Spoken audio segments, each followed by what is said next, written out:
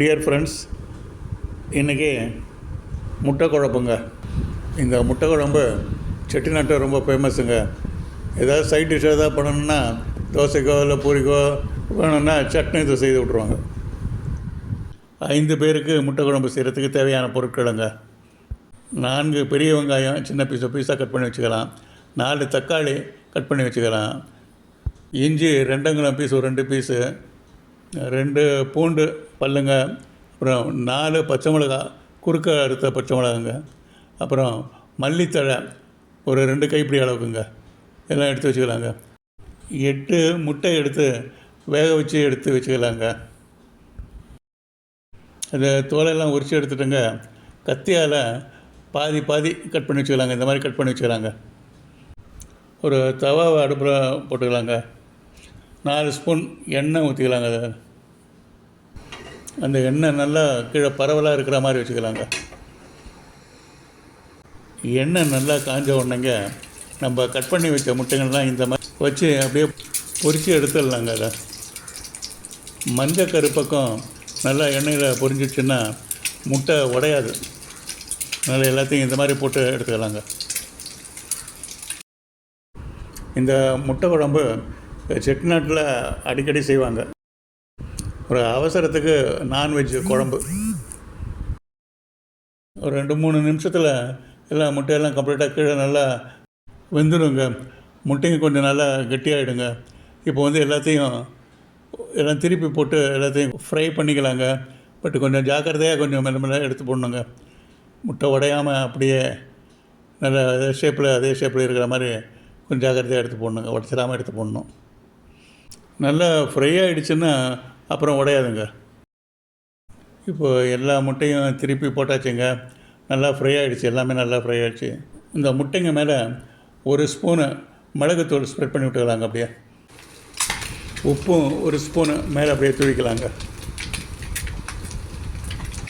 எல்லாத்தையும் நல்லா கலந்து விட்டுக்கலாங்க. இப்போது இதை எடுத்து தனியாக வச்சுக்கலாங்க.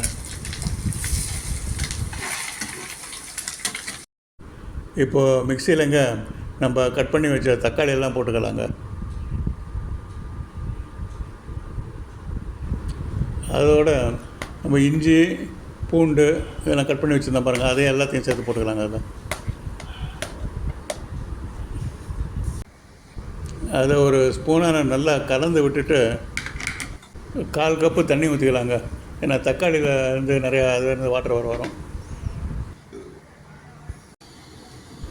அடுத்து இப்போ முட்டை குழம்பு செய்கிறதுக்கு தேவையான கடாயை அடுப்பில் போட்டாச்சுங்க. கடாய் நல்லா காஞ்ச உடனே 5 ஸ்பூன் எண்ணெய் அதில் ஊற்றியாச்சுங்க. எண்ணெயும் காஞ்சிடுச்சு. நறுக்கி வச்ச வெங்காயத்தெல்லாம் அதில் போட்டுக்கலாங்க. லேசாக ப்ரௌன் கலர் வர வரைக்கும் அதை வறுத்துக்கலாங்க. அப்புறம் அதில் ஒரு 4 பச்சை மிளகா குறுக்கால நறுக்கி வச்ச பச்சை மிளகா அந்த 4ஐயும் போட்டுக்கலாங்க. இதுவும் நல்லா ஃப்ரை ஆன உடனேங்க நம்ம மிக்சியில் அடித்து வச்சுருந்த தக்காளி பூண்டு இஞ்சி அதையும் அதிலே அப்படியே ஊற்றிக்கலாங்க.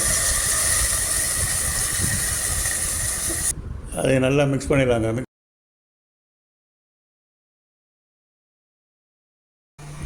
இப்போ இதில் கரம் மசாலா தூள் 1 ஸ்பூன் போட்டுக்கலாங்க. மசாலா ரொம்ப கெட்டியாக இருக்குங்க. இதை குழம்புன்றதுனால இன்னும் 3 கப்பு தண்ணி சேர்த்துக்கலாங்க. அதில் நல்லா கலந்து விட்டுக்கலாங்க. இப்போது சீரகப்பொடி 1 ஸ்பூன் சேர்த்துக்கலாங்க. ஏலக்காய் தூள் 1 ஸ்பூனு, தனியாத்தூள் 1 ஸ்பூனு, எல்லாம் நல்லா கலந்து விட்டுக்கலாங்க எல்லாத்தையும். அடுத்து அதில் 1/2 கப்பு தயிர் சேர்த்துக்கலாங்க. அதில் நல்லா கலந்து விட்டுக்கலாங்க அது எல்லாத்தையும்.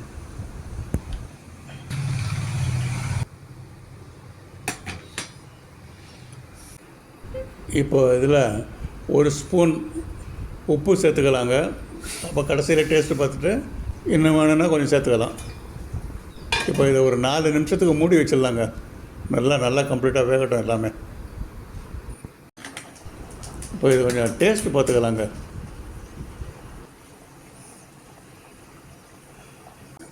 கொஞ்சம் காரம் குறைச்சா இருக்குங்க. மிளகு பொடி கொஞ்சம் போட்டுக்கலாம். உப்பெல்லாம் சரியாக இருக்குங்க. ஒரு அரை மூடி எலுமிச்சம்பழம் பிழிஞ்சு விட்டுக்கலாங்க. இப்போ அடுப்பை கொஞ்சம் சிம்மில் வச்சுக்கலாங்க. நம்ம வறுத்து வச்ச முட்டைகளை எல்லாம் இப்போ இந்த குழம்புல போட்டுக்கலாங்க.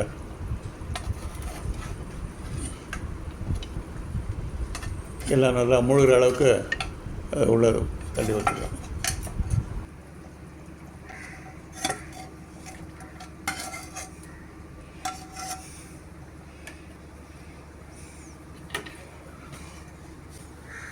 இந்த குழம்புல நம்ம கட் பண்ணி வச்ச கொத்தமல்லி தழைகள் எல்லாம் தூவிக்கலாங்க.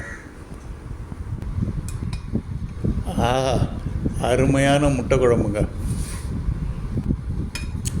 அருமையான சைட் டிஷ்ஷுங்க. இந்த குழம்பை சாதத்துலேயும் போட்டு கலந்து சாப்பிடலாம். சப்பாத்தி, இட்லி, தோசை, பூரி எதுக்கு இருந்தாலும் சைட் டிஷ்ஷாக நல்லா யூஸ் பண்ணிக்கலாங்க. அது அவ்வளோ டேஸ்ட்ஃபுல்லுங்க. நல்லா வாசனை வருங்க. அருமையான வாசனை. இந்த முட்டை குழம்ப சாதத்தில் போட்டு பசைஞ்சு சாப்பிட்டு பார்க்கலாங்க. நீங்களும் இந்த சமையல் பண்ணி பாருங்கள். நல்ல ஃப்ரெண்ட்ஸுங்களுக்கு கொடுங்க, ஃபேமிலி கொடுங்க. நல்லா என்ஜாயபிள் டிஷ்ஷுங்க இது. அவ்வளோ tasteful dish. Thank you very much friends for வாட்சிங். தேங்க்யூ.